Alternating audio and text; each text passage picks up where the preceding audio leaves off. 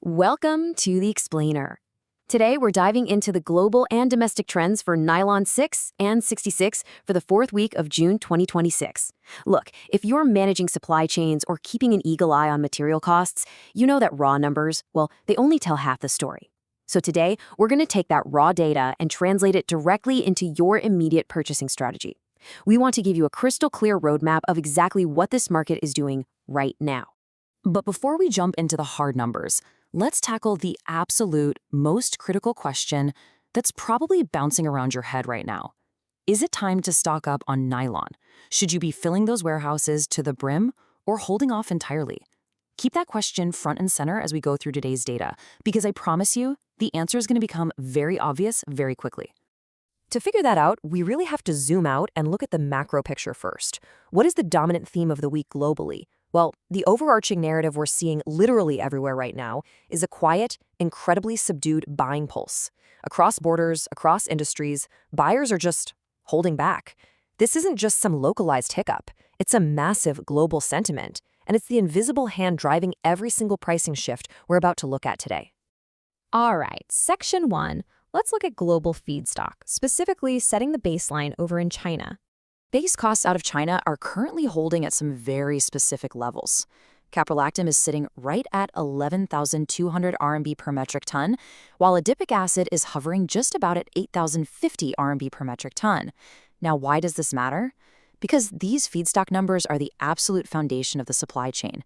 Watching how they hold steady gives us the critical context we need for the pricing of finished materials downstream.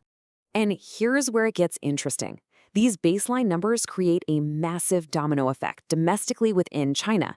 We're looking at a triad of conditions right now. You've got ample supply flooding the market, combined with those easing feedstock costs we just mentioned, and it's all leading to incredibly low factory operating rates. Finished product sales have taken a real hit. The demand just isn't there to justify running at full capacity, and frankly, we're not expecting it to bounce back anytime soon. Moving on to Section 2, let's head west and see what's happening in the US and European markets. So how exactly are this subdued demand and ample supply rippling through the major Western bazaars? Well, we are seeing parallel sluggishness across both continents. It's almost a mirror image. Over in the US, cyclohexane is drifting downward by about 16 cents per gallon. Now, PA6 managed to hold steady at 140 cents per pound, but PA66, that got pulled down by 2 cents to land at 178 cents per pound, which is a direct result of that sluggish demand and a drop in adipic acid. Meanwhile, Europe is perfectly mirroring this waning demand from key end-user industries. PA60DB Northwest Europe is just holding steady at 22.90 euros per metric ton, and PA66 import consignments have slowed way down, keeping prices anchored at 29.98 euros. The sluggishness is literally universal right now. Okay, Section 3 brings us closer to home. Let's break down the domestic pricing metrics in the Indian bazaar. Comparing the two major hubs, you'll see that Delhi commands a slight premium over Mumbai, and that holds true whether you are sourcing PA6 or PA66. Let's run the numbers real quick. For PA6, Mumbai sits between 220 and 223 rupee per kilogram, while Delhi is just a bit higher at 223 to 226 rupees.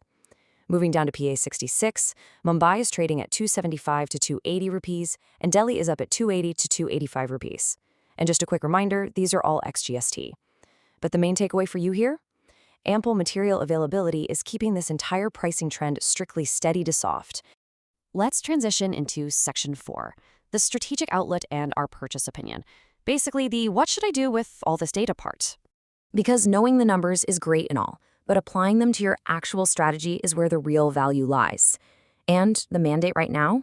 Procure strictly on a need-based basis. Because buyers globally are heavily limiting their procurement to just their immediate short-term requirements, overall trading activity is highly restrained. Basic economics tells us that when everyone is buying need-based in a market that's already sitting on ample supply, it is almost certainly going to push spot prices even lower. Which brings us right to the official advisory from Polymer Bazaar. Do not rush to stock up just yet. Let the market find its floor. Remember that huge question we asked at the very beginning of this explainer? The answer is a massive, resounding no. Do not build inventory right now. Patience is absolutely your most profitable strategy. Seriously, wait for that floor. Finally, Section 5, what's next? Navigating these soft markets really requires looking ahead. Knowing where we are right now is helpful, but knowing where we are going, that is essential. First up, the highly anticipated Polymer Bazaar annual report is officially on the horizon. And guys, this isn't just a recap of what happened. It's absolutely packed with exclusive forecasting, deep dive data, and the structural market trends you actually need to anticipate the next major shift. This is exactly how you transition from just reacting to the market to actually moving ahead of it. Second, if you want to completely transform how you receive this vital data, you've got to leverage the Polymer Bazaar AI WhatsApp chatbot. It's so incredibly easy. Just save this number to your phone, +91 93746 24365. Text the message PA6, and boom, you receive AI-powered real-time price alerts and reports in under 5 seconds. It literally puts the pulse of the market right there at your fingertips.